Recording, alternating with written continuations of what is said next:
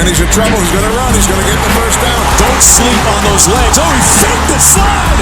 Sauce time.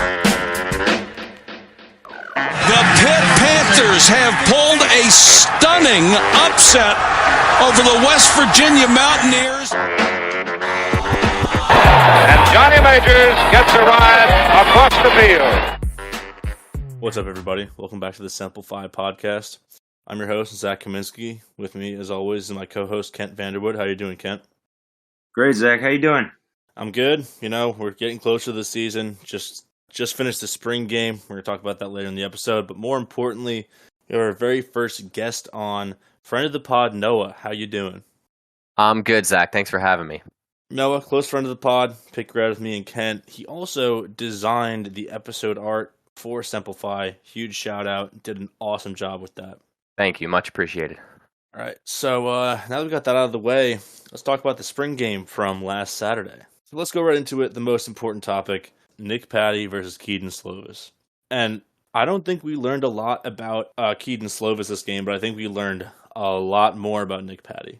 Yeah, I agree. It was hard to judge Kedon Slovis accurately due to the O-line being so damaged during the spring game. However, Patty kind of lit it up. I mean, that first pass of the game, 55 yards to the transfer in Mumfield, that pass was electric, and it really got me excited. Yeah, I agree. I think Patty showed that he's not, giving this job up easy at all. I think he's going to compete all the way through camp, and I'm just excited to see how it plays out. I mean, I really think that Patty can win at this point. Like Noah, you said, the O-line was really... You had three starters sitting, and you were playing, probably second or third team guys in the first quarter. And I know it's against our backup alignment, but you really saw how good and how deep this Pitt front seven is going to be on both the gold and blue teams, right? You had guys just collapsing the pocket instantly. Like, this is going to be a nightmare rotation for opposing offensive lines. Yeah, definitely. I mean, they recorded 7 sacks, 12 tackles for loss, and held both offenses to 45% completion. I mean, like you said, O-line was pretty terrible, compared to what we're going to see this fall. But it definitely was a good start to looking into how they're going to perform this fall. Yeah, definitely. And, one thing I want to point out, I guess I'll just read the stats for Slovis and for Patty. Slovis was 10 of 21 for 64 yards. One pick and another. He should have had another pick. Should have been a pick six by Devonshire. He had a dropped touchdown by Jalen Barden. Gavin Bartholomew could have caught another touchdown later on too. But basically his O-line consisted of pretty much all freshmen and walk-ons against veteran D linemen. Like you mentioned, they really just blew things up. He didn't have a whole lot to work with, whereas Nick Patty had 2 starting linemen on his side. He was 4 of 9 for 108 yards. He had the 55-yard pass to Mumfield on the first play of the game, which was obviously big. But yeah, that's pretty much it.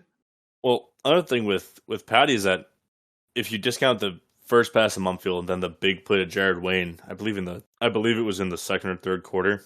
He's like 2 of 7 for like 15 yards, which is really funny, I think.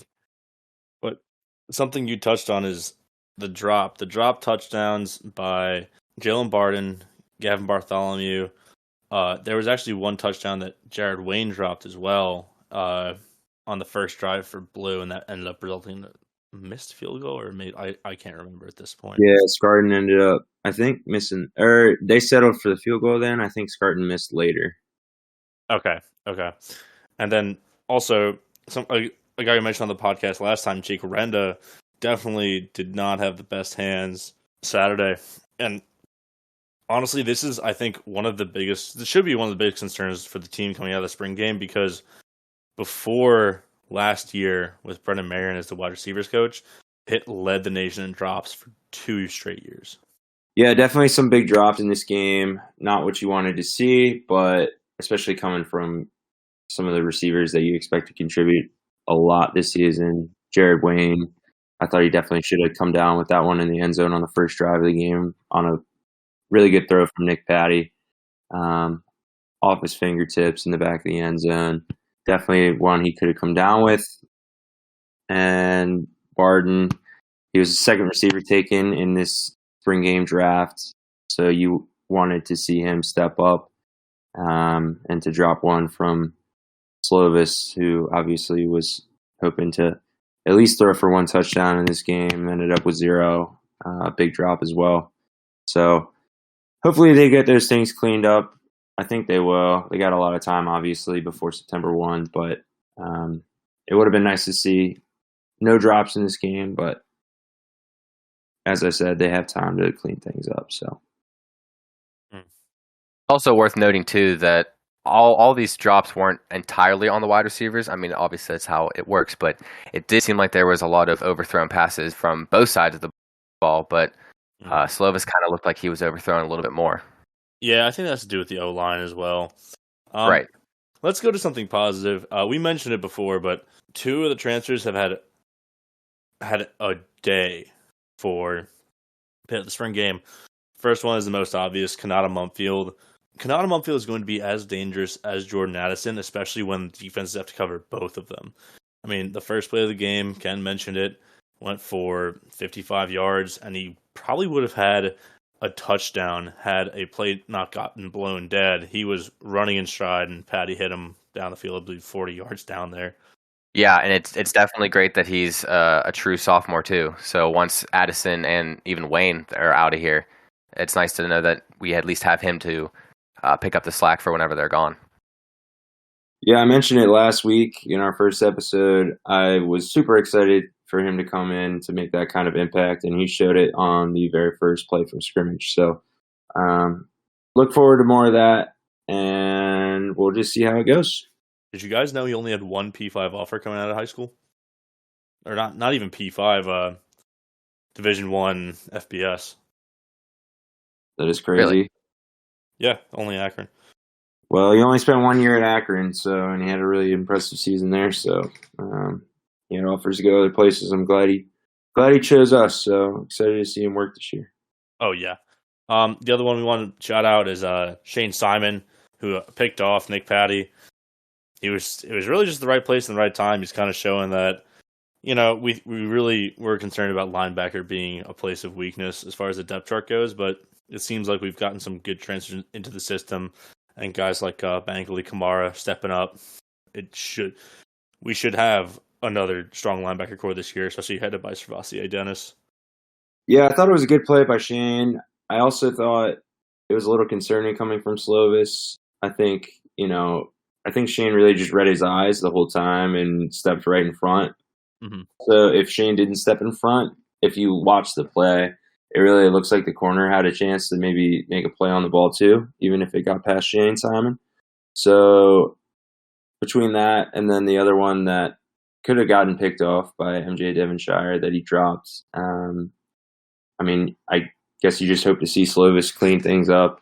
He's only been here for, a few months now, so hasn't had as much time. Obviously didn't have the full roster to work with, so might have been just trying to force some things, but we'll see how things play out. Mm-hmm. Mm-hmm. I want to give another shout out to Daniel Carter, who did all the touchdown scoring. Daniel Carter was playing the new position in football called mercenary back, where you just run for both teams. He won the Ed Conway Award for a reason, which was the most improved spring camp player. Just want to give him a shout out for recognizing for what he did. And Kent, I believe you have something to tell the audience. Joey Yellen stinks. This is not a Joey Yellen fan podcast. Joey Yellen, you have now been mentioned on this podcast 2 weeks in a row. I hope not to make it 3. We will see how it goes. Well said. And that's your spring game reporting, folks. All right. I want to move on now to some more national college football news, stuff that does affect Pitt, and also stuff that we're just kind of interested in because college football is never not entertaining. So starting off, JT Daniels, the maligned USC quarterback, the Georgia quarterback couldn't stay healthy, has transferred to our backyard. That's right, JT Daniels is transferring to West Virginia University, to those goddamn Mountaineers. And it looks like we have a possibility for an all USC exiled quarterback, week 1 backyard brawl revival game. you can't write a storyline better than that.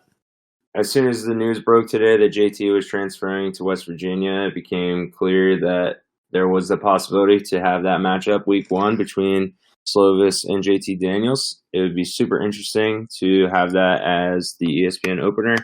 I'm sure that Herb Street and all them would be talking about it nonstop. Yeah. I think that, JT was a good pickup for them, but at the same time, I think he is not very mobile, and I think our D-line and hopefully some of our linebackers can get to him early and often in that game. So, yeah, definitely. It was interesting that he chose West Virginia, at least to me, because he visited both Missouri and Oregon State, as well as West Virginia, and cited choosing West Virginia because of their returning linemen and the impression that WVU coach Neil Brown led on them. But it's interesting to note that Oregon State and Missouri are both ahead of West Virginia in third down conversions, first downs, average tackles for loss allowed, and sacks allowed. So combine that with his limited ability, I think he's going to. What'd you say? Sorry, you're talking about as far as lineman stats, right? Like Correct. They have better O-lines there? Okay. Yeah, I mean, that makes sense. I think they also had a bunch of their linemen transfer out. I don't think it's that surprising. I actually kind of hoped he would go to Oregon State. I thought that would be a better fit for him. But the new West Virginia offensive coordinator is Graham Harrell, who, if I remember correctly, was on the staff at the same time that JT was at USC. You might be right on that. I'm not going to fact check myself, but you guys mentioned it too. My buddy went to Georgia, and let me go pull up what he said. I mean, he says it's an upgrade from the other West Virginia quarterbacks. Like, Jared Dagey is a worse quarterback than JT Daniels, I think, without question. But JT has no mobility, and he says, I think, like, that's a reason that Stetson cut the job, because he's no Lamar Jackson, but Stetson's got better wheels than JT Daniels. So I think that, honestly, with their bad line play, I think it actually really helps Pitt week 1, because they can just go have fun with our front seven. And honestly, will he even be healthy week 1? That's really my question. He really hasn't been healthy the past 2 years. Yeah, definitely a big question. I mean, he only saw 7 games total in the 2 years he was at Georgia. I mean, granted, He did really well in all 7 of them, but like you said, he just can't stay healthy. Yeah, I think that it was definitely an interesting pickup for West Virginia. I know they initially had their eyes possibly on getting Jackson Dart to also come from USC. JT had his best game of the year last year against South Carolina in a big blowout win that week. I think it was week 2, week 3, early last season. Also played in that win against Clemson. Didn't have the best stats in that game. They won. I think they won 10-3. That Georgia defense was just something else last year. So it'll be interesting to see how he factors into WVU, especially with all the guys that they've had transfer out. I really hope, like I mentioned, I hope Pitt just gets to him early and often. And I don't want this game to be close. I'm looking now. He really only had what I would call a starter's stat line in week 1 and 2 with Clemson and South Carolina. And, he did look good. He wasn't great at Clemson, but that was a really good defense. I mean, going back to 2020 when he was still healthy, he's good against South Carolina. Only threw 16 times. He was good in the bowl game, but that's a bowl game. I don't know. It kind of is the same with Keaton Slovis. You're betting on potential that you saw, 2 years ago. Like I said before, his immobility is going to get him sacked quite a couple times week 1, and I'm going to love it. Well, in other news, in other West Virginia related news, the Backyard Brawl got renewed for another 4 years. Oh, in yeah. 2029 to 2032. 2 homes and 2 aways. Yeah.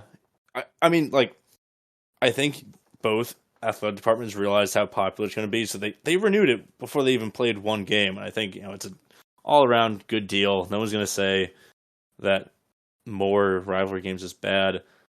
I only really have one issue with that, is that they should really look to move at least 2 of those games, 1 home, 1 away, to rivalry weekend. Yep, I was going to say the same exact thing. As soon as I saw that some of the schedules were posted for those later years, they were all first or second week of September. And I just thought, okay, I get the first 4 years because, it's still a non-conference. You're just renewing it after 11 years. But, it doesn't take a genius to see the rivalry between Pitt and West Virginia. That is a good Thanksgiving weekend game. And I think it will draw a lot of fans, draw a lot of TV attention. And personally, I just think it'd be more fun to attend it in Thanksgiving weekend than, September 1st. Well, think about it, too. From watching Pitt on TV, usually I couldn't go to the Thanksgiving games because I was out of town. I mean, that would pretty much pack out Heinz Field on one of their lowest attended games of like every single year. And I think that it's still 7 years away. I think there's an opportunity to reschedule it. I think that right now they scheduled it for September 1st because the Big 12's current conference schedule is 9 games. So it would be hard to fit in a non-con rivalry game at the end of that season. But since they're going to 12 teams instead of 10 when Cincy, BYU, UCF, and Houston join, I would assume they're going to move to an 8-game conference schedule. And it might be easier to go to for like the 29 or like the 31 games it's slotted in at the end. Because we already have Florida State doing that, and Georgia Tech, and Clemson, who all do, and Kentucky as well, who do end-of-season rivalry games. We'd probably have to get one other ACC team to do that, though, which is the hardest part. Yeah, that's very true. Obviously, where the money is, people will figure it out. Mm-hmm. And like you said, there's plenty of time between now and 2029, 2030 to figure all that out. And I think there's a good chance, especially, depending on how these next 4 years goes, if this rivalry is still close and it's still, old school gridiron football like it used to be, it has a very good chance of getting moved. But that's above my pay grade, deciding all that stuff. But all I'm saying is I am so glad that they renewed it for another 4 years afterwards, too. Eight games in the next 11 seasons, that's what it's all about. We need more Pitt West Virginia football. Yeah, I agree. I think moving it to rivalry weekend would be a great choice for them, but I think, they might just need to see how these next few years play out, playing it early in the season. Overall, I'm just really happy to have it back. I think a lot of people are, both sides of the rivalry, so looking forward to just getting it started again. Speaking of rivalries that just started up, can I interest you in LSU versus Notre Dame? Absolutely, you can interest me. So, let me paint this picture. Yes, So I sir. know that Brian Kelly went down south to the Bayou and developed the worst accent ever, skipping town on Notre Dame, because I personally think that he thought that he could not win a championship with the limitations on Notre Dame as far as academic standards and recruiting goes to that school. Now, He basically said that out loud, too. oh yeah, Without saying it directly, he kind of just said, we have 2 different ideologies. We're straying on 2 different paths, alluding to the fact that I want to win a championship. You guys can't provide me that right now. right. So, who does Brian Kelly go to replace? That's right, Ed Orgeron. Personally, one of my favorite coaches, just because he's a frequent part of my take guest. But today we had 2 events happen that I think we could see some hate brewing here. So first, Ed Orgeron shows up to a Notre Dame practice today. By the way, while he's still under contract with LSU to make 4 events and speak over the next 4 years, which is a whole other story about the Title IX investigations. But he goes to Notre Dame practice and goes, I believe you guys will win a national championship. A direct swipe at Brian Kelly, the guy who took his job. Like it's clear as day, I think, with that. Definitely. I mean, you have Coach O last January trying to recruit Marcus Freeman out of Cincinnati to be his defensive coordinator. It's that call later from Marcus Freeman saying, hey, I'm taking the Notre Dame job. 15 months later, Brian Kelly leaves Notre Dame to take over for Coach O, citing, I can't win a championship with what I'm provided at Notre Dame. Immediately after that, you have Coach O coming to Notre Dame saying, you guys are going to win a championship. I don't know when, but I believe in you, and I'm going to pull for you. That's fishy. Yeah, that rocks. I love the implications of beef there. Yeah, and Notre Dame made no mistake by filming it and posting it immediately on all of their social media. So That was intended 110%. Yeah. And then later in the day, we got a very interesting thing that dropped on Twitter. So the original, I believe, coming from the account at Kane's Access, Robbie Espin, shows a now deleted Instagram story from Brian Kelly, which is a screenshot of a Twitter post from account at Stinky17302153, saying, everyone who's connected with sources inside the current program knows at Notre Dame AD is retiring in 2 years along with President Jenkins. Jack wanted to please the people, so he didn't search for a head coach and hired Marcus. Hope he made the right choice, but I doubt it. ... Now that I think about it, I don't think this is true. why is that, Zach? Well, okay. One, at the very least, I don't think that was a burner account of Brian Kelly's. And two, it hasn't been confirmed, and I kind of started to doubt it because last summer, which is before the 21 season, Brian Kelly let it slip in a press conference that, like, oh yeah, by the way, Marcus Freeman is the head coach in waiting at Notre Dame, and then refused to elaborate for an entire year. Yeah, that's a good point. Also worth noting, too, that burner account is no longer available on Twitter. Huh. Yeah, I don't know. I think that this is something to keep an eye on just because it could get messy, especially because at least I think it has potential to get messy on the LSU side, just knowing how they kind of got egg on their face when they couldn't hire Lincoln Riley with all the money they waved at him. Like, they don't want to get embarrassed again. Yeah, no, they definitely don't. I think this whole situation is certainly one to keep an eye on. I wish they played each other this year, but that would be spicy. Well, I guess it's possible if you go to the college football playoff, but I don't think that LSU is going to be a playoff team this year. I doubt it. I don't think Brian Kelly, no matter how many videos he does with the spinning camera, I don't think he's going to get enough recruits there in the next year to be able to take them that far that early, but we'll see how it goes.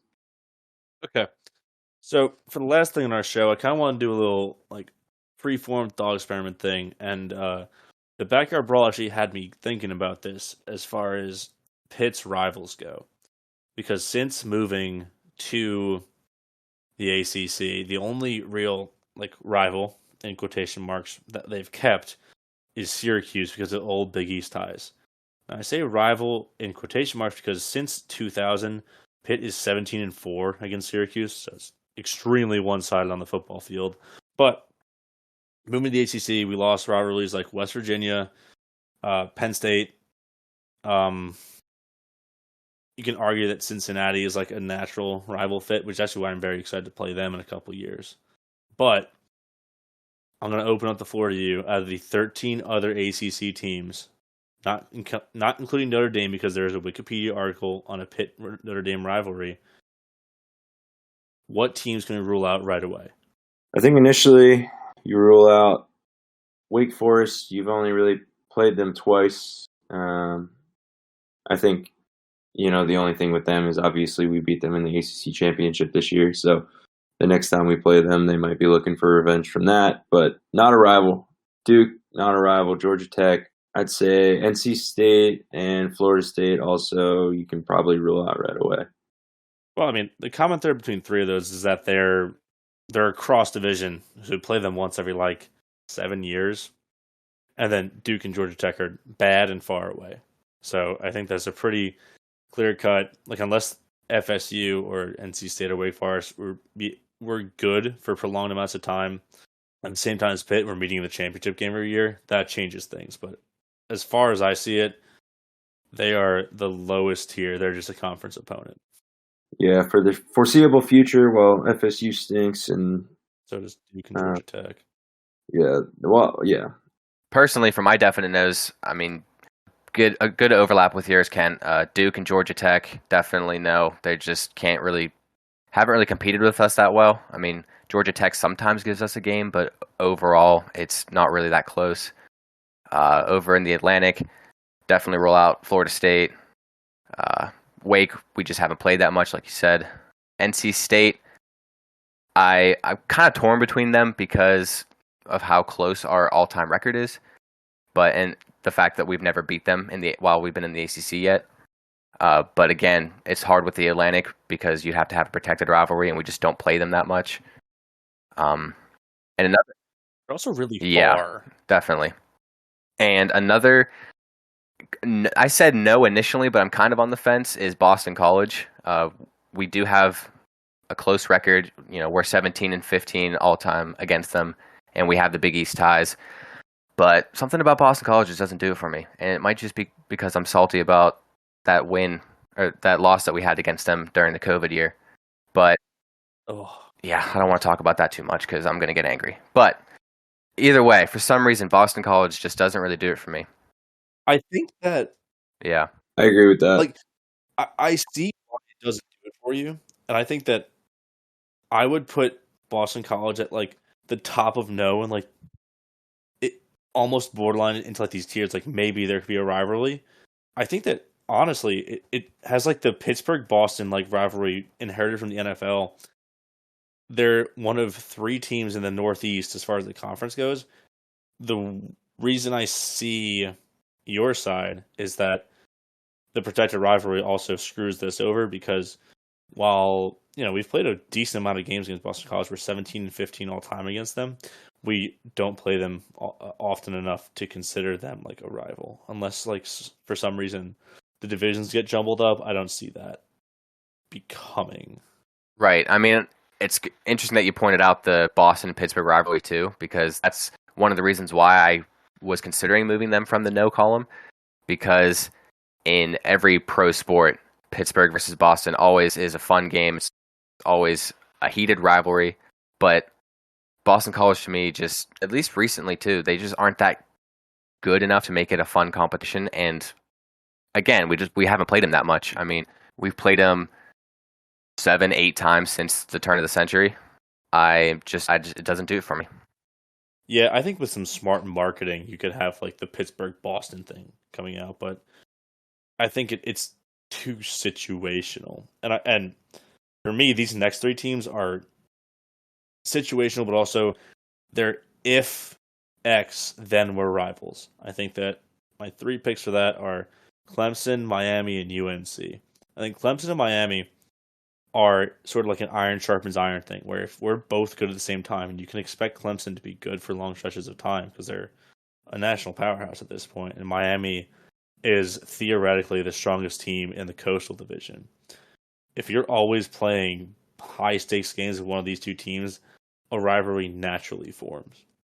I think that UNC, and this is, I know I said I wouldn't talk about Pitt basketball, but if Pitt basketball actually got its shit together, I think that would bleed over into UNC, especially because we play them every year. And for the longest time, we could not beat them. I remember that stretch of losing 6 straight was the most torturous thing on earth.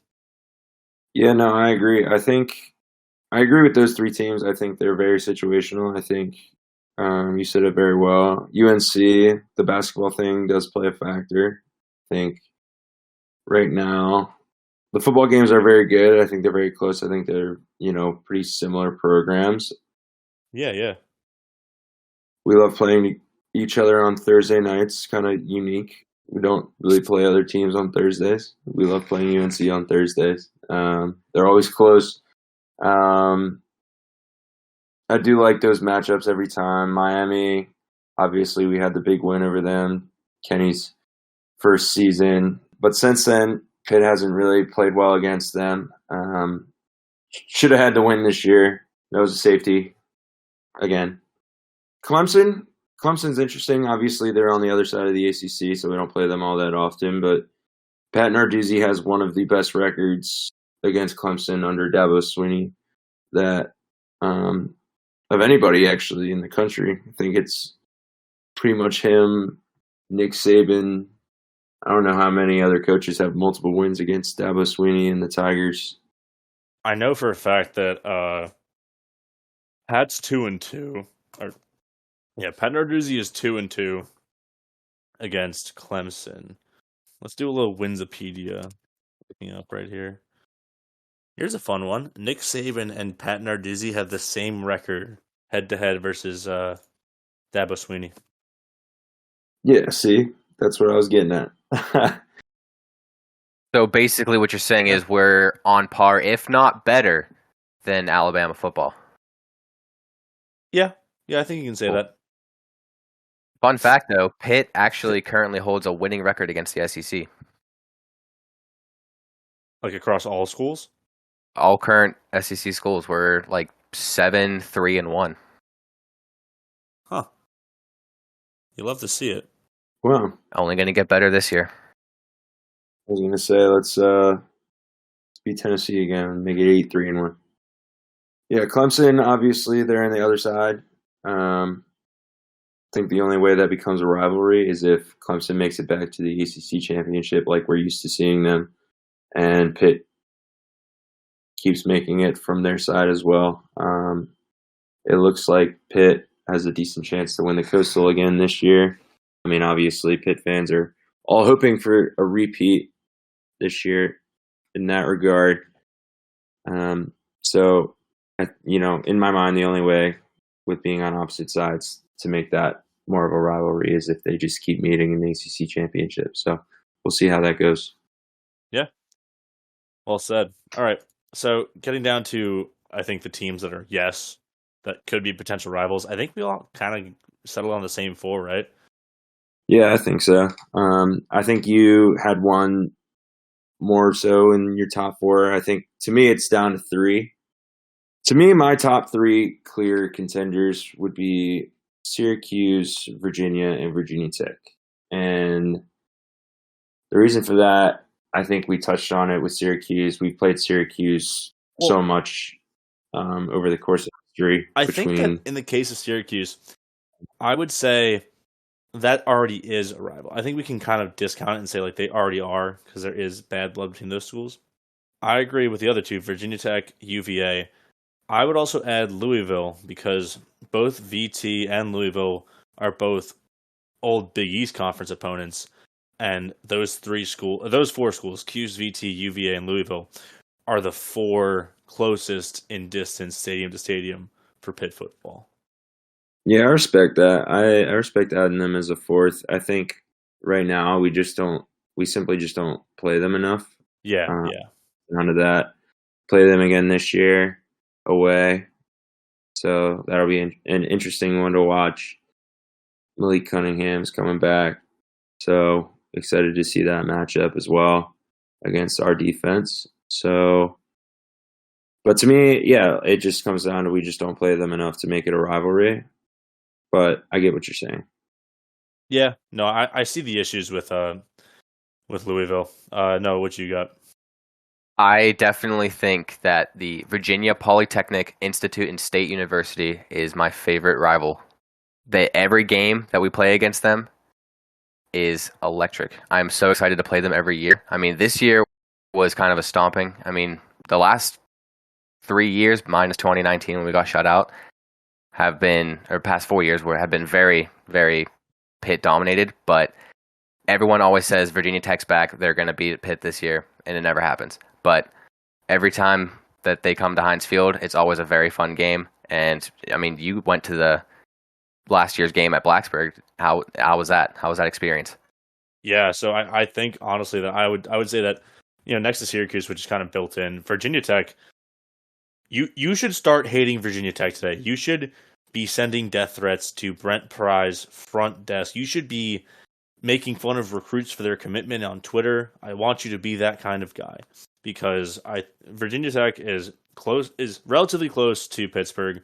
The last 4 years, notwithstanding, because they're all blowouts, but it's a very close series, or it's close games from the ACC join onward. And I mean, we almost beat them in 2000 when they were competing for national titles. And like you said, I went down to Blacksburg. That is such a fun environment. You should want to go down there into that hostile environment and cheer for your team. How are the fans there? Like, respectfully towards you? They weren't as nice as Tennessee, but they weren't outwardly rude. It's a little different too because, obviously it's a conference game. So playing Tennessee was more of like, hey, this is really fun for the both of us involved. I hope everyone has a great time. Everyone in Tennessee was very nice too, by the way. So it was a little, well, most of them, besides that one guy who yelled at us in the beer line. That's right. I think that it was kind of colored too by Virginia Tech was just kind of bad last year, and everyone knew it. So they were just kind of like, yeah, if we lose, we lose. I did get some chirps about Kenny Pickett stinking and having small hands, but it is a wonderful college town, and I will probably never surpass UVA as their biggest rival, right? But no, it's an all-time record of 10-11 with Pitt having 10 wins, and I think that the tribal nature. I honestly think that their nature as similar schools in both location and in the Appalachians and these almost far-flung schools respective to the state population centers. Like this culturally all time and just in the current position feels like a good rivalry, especially with none other than a former Penn State coach being slotted in to the head coaching spot at Virginia Tech. Yeah, I completely agree with both of you guys. I think that Virginia Tech is number one on my list as well. I think that all of the matchups that we've had with them have been exciting leading up to the game and just during the game itself. I find myself as soon as the ball is kicked off, I just want to beat them by 50 points every time. I don't know what it is. I feel like as soon as the game kicks off, just another gear kicks in my mind. I want to beat them so much worse than some of the other teams that are in our own division. I think part of that is personal. I have a good buddy that goes there. I think that plays a part. I think it also plays a part that Virginia Tech, no matter how bad they are the year prior or how bad Pitt beats them, they will always be ranked ahead of us in the preseason AP poll. So look out for that again this year. That will definitely add some fuel to the fire again, at least in my personal opinion. But excited to see them at home again this year, and hope we beat them just as bad as we did last year. I can't remember where I saw this, but I actually think that not only does it kind of make sense in my mind, there is some existing hate from the Virginia Tech side. I can't find this fucking message board post, but it was the Virginia Tech message board in response to Pat Narduzzi's new extension, and I just saw layers on layers of commenters calling him Pat Narduzzi, and I'm like, holy shit, they hate us. They really fucking hate us, and it all stems back to, I think, when Pat Narduzzi was bitching about a pass interference call one of the years they lost. I can't find it, but there's some beef, and I think we need to capitalize on that beef. I think we need to start making fun of the turkey calls they do on every first down. We need to don't make fun of Enter Sandman because it's really cool, but start saying exit Sandman when we beat them by 28 points. It's really simple. I think we can get the ball rolling from this podcast. Could you imagine being up 20, 30 points on Virginia Tech at Heinz Field and the entire student section just start saying Enter Sandman? Like, that would be so insulting. That's almost as insulting as when you're beating Florida State in basketball and you start doing the tomahawk chop. Dude, throwback. That game was fucking awesome. That was our sophomore year. We were all at that game. Absolutely. Yeah. That was one of the most fun moments I've ever had in a student section. So if the Panther Pit had the opportunity to do that this year and they did it, I would love that as well. I mean, we should be doing that. If we're beating West Virginia by like 15 plus, even 20 points, just start playing Country Roads. I'm getting goosebumps just thinking about that. Well, I don't know about you fellas, but I'm going to write some serious hate mail. Everybody down in Virginia Tech. Everyone in Blacksburg is going to receive the nastiest letter, handwritten by me. Well, as for me, I'll be concocting some sort of terrible parody on Enter Sandman that will not catch on and will just embarrass me, honestly, the second I release it to the public. But I'll also be sending a SWAT team to head coach Brent Pry's door just to show him that we're not messing around here in the Berg. Anyway, thanks for tuning in, guys. Make sure to follow the show at SimplifiedPod on Twitter. You can follow me at I'm Real Angry on Twitter. You can follow my co-host Kent at Kenton_Vanderwood. And you can follow our guest Noah at Noah E. Donovan on Twitter. Thanks, and make sure to tune in next time. Thanks for having me, guys. It's been a pleasure. Thanks for coming on, Noah. See you guys next week.